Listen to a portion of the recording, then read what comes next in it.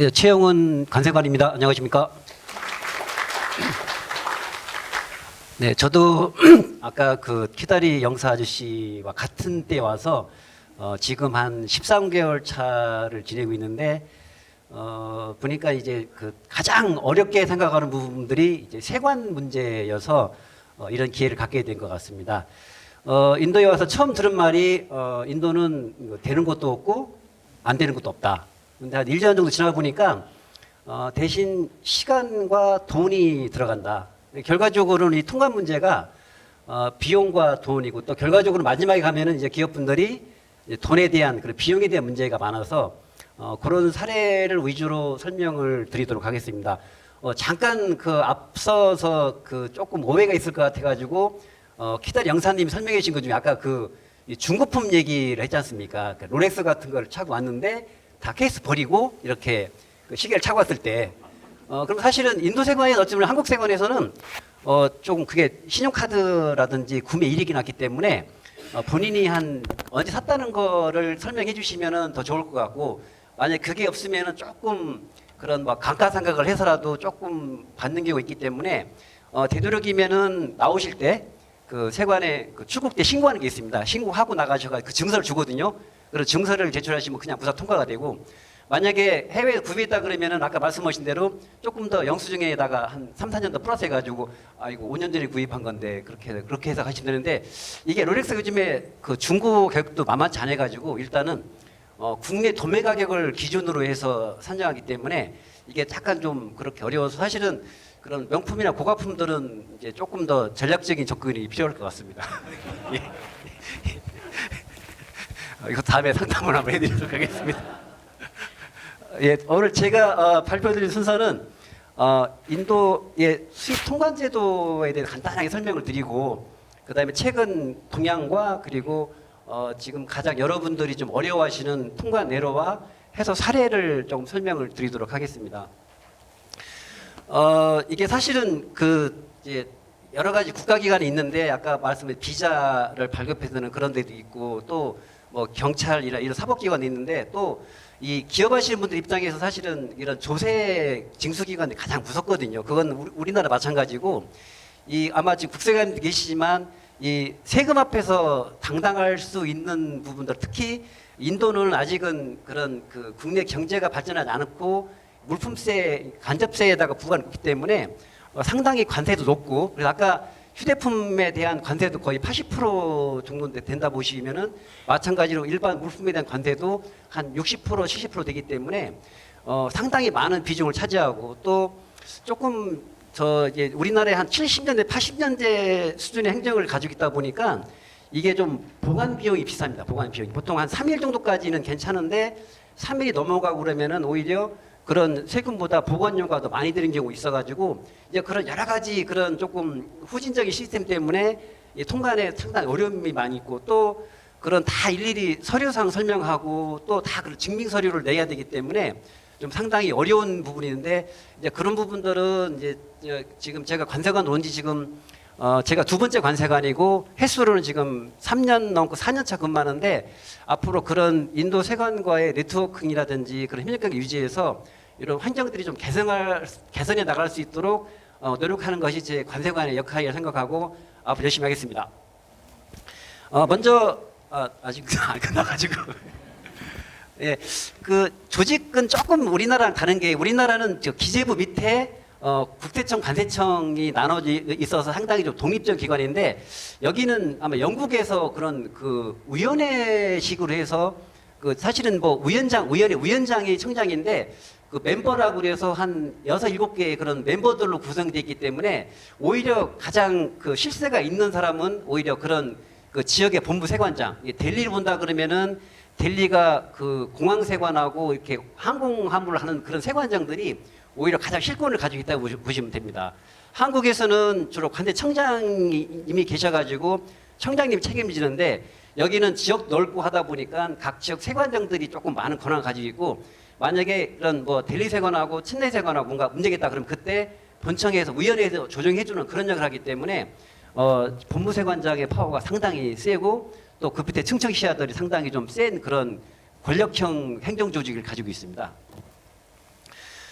두 번째는 조금 다른 게 뭐냐면 여기는 그 집적세하고 간접세가 나는 집적세는 저희 보통 뭐 소득세 뭐 그런 직접 부과하는 거고 간접세는 물건이 뭐 왔다 갔다 하든지 그리고 특히 인도는 그 GST라고 해가지고 2019년도에 통합되면서 이 업무를 갖다가 지금 그 간접세위원회 그 세관에서 담당하시는 데고 사실은 이제 우리나라에서는 이거를 국세청에서 부가가치세 개념으로 징수를 하고 있습니다. 대략적으로 아까 그 여행 휴대품에 대해서는 뭐 있는데 기본적으로 저희가 이렇게 이런 식으로 관세 산정하는데 보통 원가의 한 45% 정도가 관세인 걸 알 수 있고 또 요거는 또 이 품목마다 조금 다뤄질 수 있으니까 요거는 해당 세율표를 보면서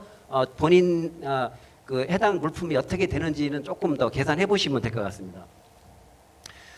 통관 절차는 대략적으로 규정상으로는 해상 완물일 경우에는 보통 3일 정도 그리고 항공으로 오는 거는 하루 정도가 된다고 하는 이거는 표준이고 실제로 그런 애로사항 보면은 뭐 한 달 정도 되는 것도 있고 뭐 더 이상 되는 것도 있고 상당히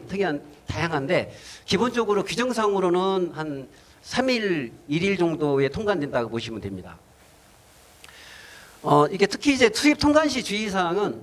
중요한 거는 이제 기본적으로 이게 그 서류 베이스다 보니까 이 서류가 다 일치된다. 그래서 기본적으로 그런 그 무결성의 원칙이 있어서 모든 서류가 맞아야 된다고 그래서 아마 처음에 가장 걸리는 부분들이 뭔가 안 맞는 부분들. 그러니까 어떤 뭐 주소가 안 맞는다든지 어떤 중량이 틀린다든지 이제 그런 부분들. 그래서 이런 그런 부분들이 하나라도 틀리게 되면 그 사유를 내야 되고 또 그 사유에 대해서 또 다시 조사를 하게 되면서 상당히 좀 많이 된 거고. 그리고 아까 제가 말씀드린 대로 그 수입 신고를 안 하게 되면은 가산세가 있고 또 그 반출을 늦게 해도 또 가산세를 납부하게 돼서 상당히 해서 요거는 사실은 그 업체분들보다는 통관사 쪽에서 알아서 해주기 때문에 미리미리 더 확인을 하고 이런 절차를 좀 거치는 게 중요한 요점 같습니다. 다음에는 이제 최근 인도의 관세 정향인데 이것도 좀 간단하게 설명을 드리도록 하겠습니다. 가장 먼저 차이나는 게 뭐냐면은 그 비대면 심사라고 해서 보통 그 이제 세관의 물건이 항구로 들어오게 되면은 그 항구에서 다 검사를 하고 처리를 해야 되는데 인도에서는 이거를 그 페이스리스 어세스먼트라고 해서 아까 이게 그런 세관 공무원들과의 직접 만남을 하지 말고 그냥 약간 좀 그런 온라인 상으로 처리를 하자는 개념으로 출발했는데 사실 이게 그 첸나이로 들어오는 물품이 검사는 첸나이에 사는데 검사가 안 걸리고 서류 심사하는 거는 저쪽에 뭐 안바데드라든지 뭐 다른 데 가서 하다 보니까 사실은 그 첸나이 세관에서는 그 현대차에 대한 부품들을 잘 아는데 이쪽에 북쪽에 있는 막 그런 세관들은 전혀 모르는 게 오다 보니까 여기에서 뭐 뭐를 내라 이게 아니냐는 식으로 하다 보니까 지체가 되고 그래서 사실은 비대면 심사 제도가 그런 부정부패 그런 거를 해결하기 그런 것보다도 오히려 더 늦게 처리하는 경우가 있어서 이렇게 한번 좀 꼬이게 되고 아까 제가 말씀하신 대로 어떤 서류하고 뭔가 안 맞는다 그러면은 그거에 대해서 계속적으로 그 질의서를 보내고 질의 답변서를 제출하기 때문에 오히려 이게 그 조금 우리나라 입장에서 볼 때는 조금 더 어려운 제도 같습니다. 실제로 이 부분은 그 비대면 심사라고 하는 거는 꼭 세관에서뿐만 아니라 여러 행정기관에서 다 그 공무원들 안 만나고 전산으로 처리할 수 있게 만들어진 거를 페이스 심사라고 하는데 세관에서는 상당히 조금 지금도 많이 그냥 모르고 지나가면 괜찮은데 문제가 되면은 그 담당자도 모르게 되고 여기저기 달려야 돼서 상당히 좀 큰 애로가 있어서 혹시 이런 부분이 있으시면은 좀 바로바로 대응할 수 있도록 연락을 주시면 감사드리겠습니다. 요거는 뭐 연역은 간단하게 설명을 드려서 일단 요거는 세관 내에 상당히 좀 이렇게 그 쉬운 시스템 아니거든요. 서류가 옮겨 다니고 또 전혀 모르는 세관에서 하다 보면은 최근에는 이게 그 여기가 그 인도가 휴일이 다르지 않습니까? 델리는 근무인데 이 서류를 받은 그 담당 공무원은 휴일이라 가지고 붕 떠 있는 경우 또 그 직원이 휴가를 갔는데 배부가 돼 가지고 막 묻혀 있는 경우 이제 그런 부분이 있어서 지금은 많이 개선을 하고 새로 노티피케이션 해주는데 그럼에도 불구하고 그 이제 그 실무 세관 직원이 한번 잡고 있으면은 상당히 물건을 빼오기가 아주 어렵게 돼서 상당히 좀 애로사항으로 많이 좀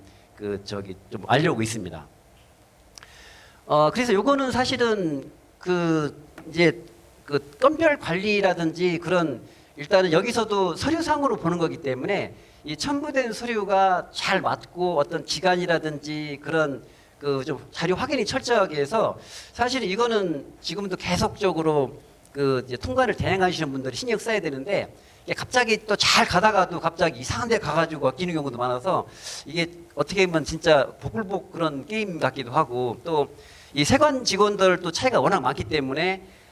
조금 그 편차가 심해서 이 문바이 같은 경우에는 그 통관 담당 직원들이 신규 직원들이 오면 다 거기로 막 그 훈련하듯이 보내서 더 엄격하게 보고 또 잘 모르는 거에 대해서 끈질기게 물어보는 게 많아서 진짜 좀 더 오히려 더 이게 더 대면 심사가 낫다는 것까지 나오고 있고 실제로 지난번에 그 첸나이 쪽에 설명을 가보니까 이게 그 비대면이 자체가 누가 담당하는지 모르기 때문에 그것도 그 첸나이 세관의 담당 직원한테 약간 좀 돈을 주고 알아가지고 해결했다고 그렇게 얘기도 하더라고 보니까요. 그리고 지금 이제 아까 계속 그런 그 인도의 그런 원산지 관리 강화 대책을 위해서 카로타라고 만들어서 2020년도부터 시행했는데 아직까지도 조금 많이 애로사항으로 자리 잡고 있습니다. 이게 뭐냐면 원래는 그 한의도 세파를 적용받기 위해서는 원산지 증명서만 제출하면 됐는데 이 증명서 제출하는 거 이외에 뭐 수입자가 누군지 뭐 제조 공정이 어떤지 원재료가 어떤지 그런 부분들을 내라고 그래서 지금도 좀 상당히 많은 부분을 어렵게 있고 하고 또 아까처럼 그런 비대면 심사를 갔을 때 그 물품에 대한 원산지 증명 자료나 뭔가 부실할 때 계속적으로 그런 쿼리가 와가지고 조금 통관 지체 요소로 많이 활용돼 있어서 사실 이 부분들은 지금 오히려 그 한국에서 그 수출하신 분들까지도 어떤 자료 요구가 있어서 조금 더 조금 강력한 그 제재라고 생각하고 있는데 이게 워낙 또 그 인도에서 이거를 강하게 밀어붙이다 보니까 어떤 지금 제도적인 개선점을 찾고 있는데 쉽게 대응 방안을 마련하지 못하고 있습니다. 세 번째는 그 지금 이제 그 DRI라고 그래서 이제 그 관세청 내에 그런 그 이제 관세 조사를 하는 데라고 보시면 됩니다. 그런데 이제 최근에 우리 기업들이 진출이 활발해야 되고 또 어느 정도 이제 그런 수입 물량이 되다 보니까 이걸 모아서 이렇게 그 관세를 추징하는 사례가 많이 있고 지금은 사실은 큰 대기업들도 이 DRI한테 지금 조사를 받고 있어서 상당히 좀 괴로운 시간을 보내고 있고 또 이 담당하시는 분을 계속 부르고 하기 때문에 이게 일도 못하면서 상당히 좀 고생들이 많이 하셔가지고 이거에 대한 대응도 좀 준비가 필요한 것 같습니다. 그 제가 일본 국세관을 만나보니까 이 일본 기업들은 한 3년 전에 벌써 다 DRI가 다 조사를 했고 지금 아마 우리나라하고 특히 중국 쪽은 더 많이 그런 그 인력을 투입해서 조사를 하고 있고 사실은 이게 그 아까 제가 서두에 말씀드렸지만 이 조세 징수 기관의 파워는 사실은 무시 못하고 우리나라도 마찬가지로 이렇게 그 수출입하는 기업들에 대해서 뭐 정기 조사라든지 뭐 계속 감시를 하고 조사를 하고 있거든요. 우리 지금도 상당히 많은 기업들이 이 관세 조사라는 부분을 하고 있고 또 이 관세 통관이라는 문제 자체가 이 물건이 남아 있고 또 물건에 대한 여러 가지 단계가 있기 때문에 이런 그 쉽게 말하면 어디서 하나가 이제 좀 어긋나게 되면 이거를 다른 데서 복구하기가 상당히 힘든 절차거든요. 그래서 이렇게 한번 어떤 가격적인 그 조사라든지 이런 게 닿게 되면은 상당히 좀 많이 어려움을 겪고 있습니다. 그래서 그 지금 이제 그 다들 대기업들인데 특히 이제 여기 DRI 쪽에서는 그런 뭐 업체가 잘못했다기보다는 그 이제 품목 분류라고 그래서 그런 그 원래 한 물건을 갖다가 이제 품목 분류하게 되는데 더 높은 세율의 품목 분류 쪽으로 더해서 더 많은 세금을 이제 걷는 식으로 이렇게 많이 지금 어려움을 겪고 있습니다. 그래서 사실은 이 품목 분류는 지금도 열심히 그 대응을 하고 있는데 인도 쪽에서 그런 그 어떤 우리 논리라든지 이런 부분들은 우리나라의 논리고 인도 세관에서 이런 생각을 가지고 있다 그렇게 얘기하는 순간부터 좀 어려워져서 상당히 대응에 어려움을 겪고 있습니다. 사실은 지금 이제 그 수출입 무역을 했다고 그러면 사실은 좀 그 전체적으로 건 바이 건이 아니라 전체적인 관점에서 한번 그런 우리 한국에서는 이거를 그 저기 법규 준수도라고 하거든요. 그 물건을 그 적정 가격 신고하는지 또 그런 그런 품목 분류나 그 세율을 정확하게 내고 하는지 그런 거를 해서 가기 때문에 그 업체에서도 이런 부분에 대해서 자체적인 그런 관리를 좀 할 필요성이 있고요. 그 다음에 사실은 이게 그 통관 분야가 워낙 방대한 분야이기 때문에 어떤 그 이제 자체적으로 하기보다는 조금 전문가의 조언을 받아서 한번 한번 컨설팅이라든지 그런 걸 받는 게 중요한 것 같고, 그다음에 사실은 이 세 번째가 이제 제가 할 일인데, 이렇게 좀 DRI가 조사를 오게 되면은 사실은 이제 기업 입장에 상당히 좀 어려움이 있거든요. 또 그러면서 이게 정상적인 조사보다는 약간 뭐 부당한 뇌물을 요구하든지 그러다가 지나갈 수도 있고 다시 끝날 수도 있고 있는데, 이런 부분들을 조금 더 좀 저도 와서 열심히 지원을 해드릴 때 와서 좀 공개적으로 한번 이렇게 할 수 있는 여러 가지 방법이 있으니까 조금 더 바로 오자마자부터 같이 공동으로 대응을 해서, 이게 또 시간이 좀 많이 걸리거든요. 보통 통상 조사가 뭐 짧게는 뭐 한 3개월에서부터 1년까지. 그래서 아까 그런 대기업 같은 경우에는 아직도 지금 계속 1년이 지났는데 조사를 하고 있는 경우도 있습니다. 다음에는 이제 품목 분리인데, 이 부분은 조금 이제 좀 전문적인 분야로 들어가는데, 이게 이제 하나의 번호 체계를 가지고 있다고 보시면 되거든요. 그래서 이제 97류까지 있는데, 이 부분은 다음에 혹시 품목 분리에 대해서 조금 궁금하시거나 좀 세부적으로 문제가 있으신 분은 저한테 연락 주시면 제가 개별적으로 해결했는데, 대신에 인도에서는 이게 품목 분류 번호대로 다 세율을 매기고 다른 세율을 매기기 때문에, 일단 기본적으로 수출입하시는 분들 입장에서는 자기가 취급하는 물품이 어떻게 분류되고 있고, 또 이게 이견 없는지, 또 이 품목 자체가 이렇게 높은 세율로 갈 수 있고 낮은 세율로 갈 수 있는 그런 부분이 있는지, 그런 부분들은 좀 상당히 유의해서 한번 볼 필요성이 있을 것 같습니다. 이 마찬가지로 이제 HS 분쟁이라고 그래가지고, 우리나라는 A라는 세번으로 분류하는데 이게 다른 나라는 B라는 분류하는 사례. 이게 가장 대표적인 사례가 지금 옛날에 TV 폰 나온 거, 그런 휴대폰에 TV 보는 그런 기능이 있는데, 그게 독일에서는 이거를 사용 시간대로 봐서 TV로 분류해서 높은 관세를 매기고, 우리 통신기기는 사실 무세거든요. 그런데 이제 그렇게 독일하고 싸우다가 이게 WCO라는 저 세계 관세기구에 가서 우리 쪽에 통신기기로 분류가 돼서 이거를 좀 해결한 사례가 있기 때문에, 이 품목 분류는 상당히 그런 국가별로 이 분류가 상이한 경우도 있고, 특히 지금 이제 가장 문제가 되고 있는 게 자동차 부품들인데, 실제로 그런 자동차 부품으로 들어오게 되면은 관세가 높다 보니까 이 인도에서는 계속 이거를 자동차 부품으로 끌고 들어오는 노력을 많이 하고, 지금도 뭐 그런 뭐 이런 소프트웨어라든지 그런 뭐 의자 뭐 여러 가지 부분 가지고 지금 이렇게 지금 요 DRI 쪽하고 지금 분쟁을 하고 있는 상태입니다. 그다음에 통관대로 사례에 대해서 말씀드릴 건데, 사실은 이게 원인을 보면은 아까 초창기 말씀드렸지만, 가장 어려운 게 이제 복잡하다는 거죠. 그러니까 이게 어떤 규정은 있지만 규정도 이게 규정이 없는 건 아니다. 규정 다 있는데 일단은 좀 찾아기 어렵게 만드는 그런 부분들하고, 그다음에 이제 갑자기 바뀌는 부분들, 그리고 각 지역별로 다르다는 거. 그러니까 우리나라 같은 경우에도 인천, 그러니까 서울세관하고 이 부산세관하고 공무원들이 같은 걸 보고도 다르게 하는 경우도 있거든요. 하물며 인도는 우리나라보다 15배 큰 나라고, 또 뭐 이쪽에 북쪽에 보면은 그런 육로세관이 있고 해상 공항 여러 가지 세관이 있기 때문에, 이게 그런 표준적인 절차를 같이 맞추는 거 되게 어려울 것 같고, 또 그런 언어라든지 또 그런 품목들이 많이 이제 취급했는지 여부도 보면은 상당히 좀 어려웠고, 두 번째로는 사실은 이게 그런 수입 장벽이 되게 높습니다. 특히 그런 먹는 거, 뭐 어떤 전자제품이라든지 이런 부분들은 다 그런 별도의 허가 승인을 받아야 되는데, 이 허가 승인을 받는 것도 상당히 시간이 오래 걸리고 그런 문제가 있고, 그 다음에 이제 사실은 지금도 여기도 IC 게이트라고 모든 업무를 전산으로 처리를 하는데, 아직까지도 그런 에러가 발생하는 경우도 많고, 또 이 전산으로 가는 것 플러스 또 계속 서류를 만들어 제출해야 되기 때문에 그런 절차가 상당히 많고, 또 이제 가장 어려운 부분들은 인도 세관 직원들의 그런 마인드가 가장 어려운 것 같아요. 그러니까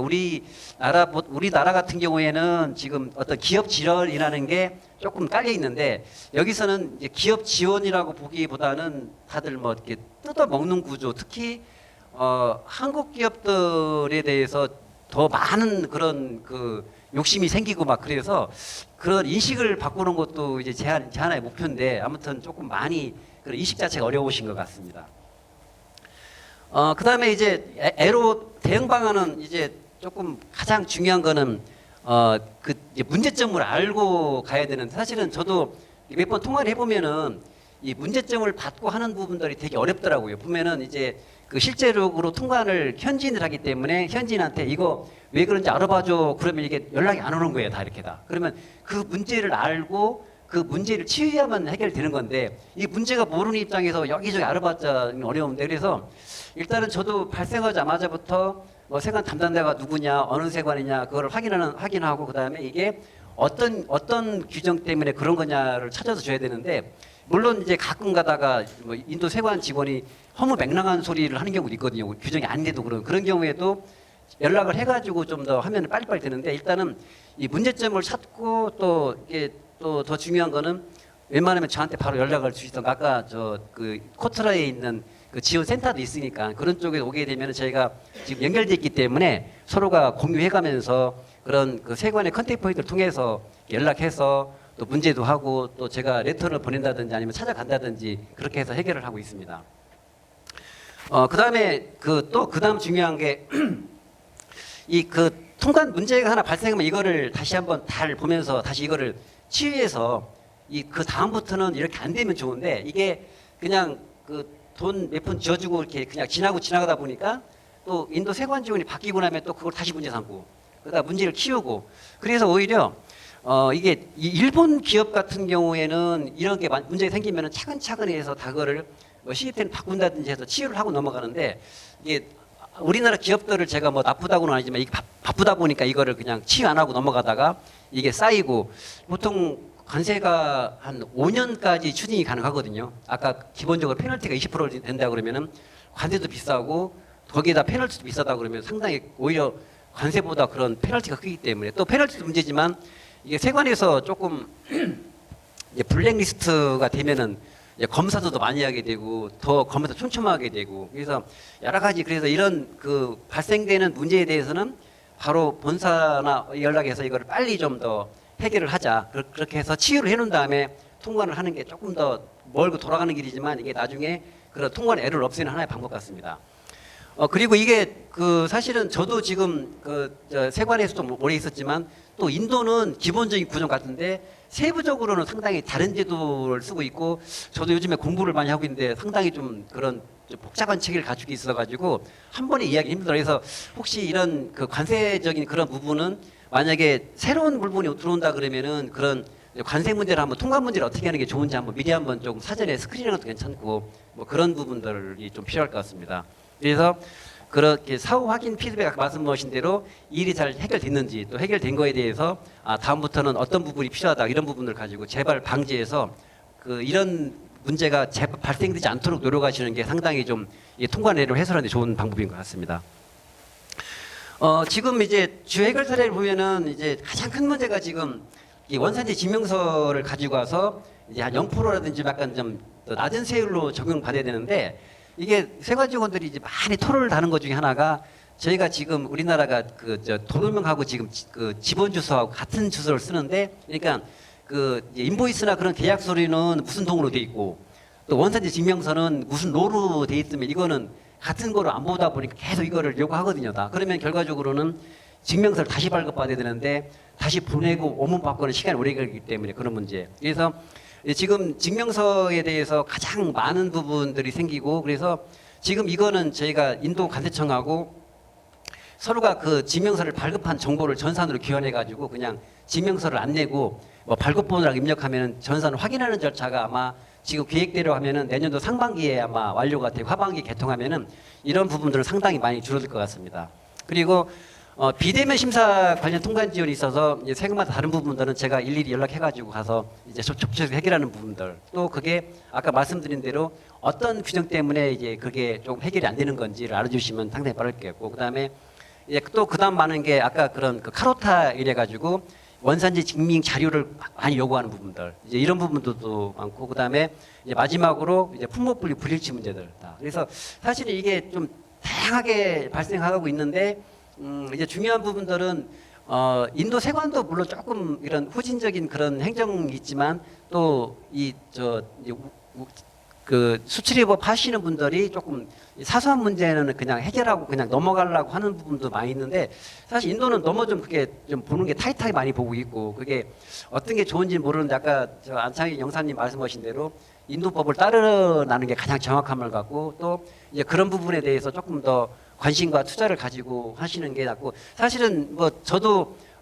이제 여기서 대사관이 근무하지만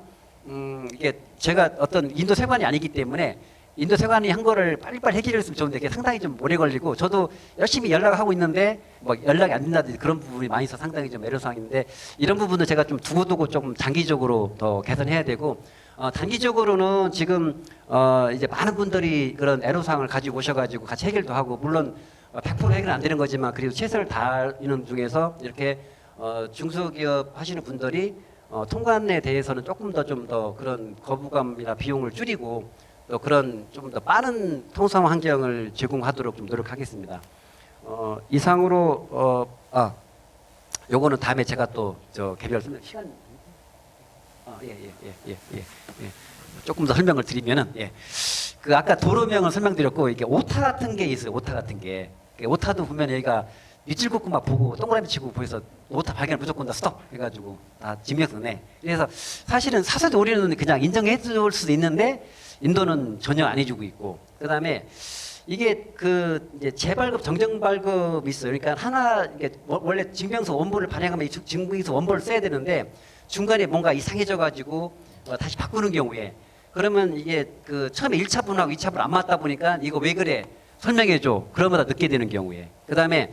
지금 이제 인도 같은 경우에는 그 이제 신청은 온라인으로 하는데 발급은 그 기관 가서 받아야 되거든요. 근데 우리나라는 지금 증명서를 본인이 출력하게 돼 있습니다. 한 번. 그러니까 한 번 세 장씩 출력이 되는데 이게 특히 이제 그 앞뒤면으로 인쇄를 하게 돼 있어서 요즘에 조금 괜찮은 복사기들은 그냥 앞뒤면이 자동으로 인쇄 기능이 있는데 그 잉크젯 프린터나 이런 부분들을 다시 바꿔 껴야 되잖아요. 그러다 보니까 이 앞뒤가 바뀐다든지 또 이렇게 그 잉크가 떨어져 가지고 잘 안 나온다든지 그런 것 때문에 좀 인정이 불인정되는 경우도 있고 대신에 아까 말씀드렸지만 이 원산지 증명서에 대한 부분은 내년도 하반기 정도 되면은 상당 부분 많이 줄어들 거라고 생각하고 있습니다. 이상으로 발표를 마치겠습니다. 저는 사실 와서 보니까 우리나라 대한민국을 이렇게 발전시키고 그런 인도에서 우리나라의 인식을 바꾸는 거는 아마 기업인들이 좋은 물건을 만들어서 이런 서비스를 해주기 때문에 올라가지 않나 해서 생각하고 있고 또 그런 기업들이 조금 더 인도에서 더 확장되고 발전하는 모습을 기원하며 발표를 마치도록 하겠습니다. 감사합니다.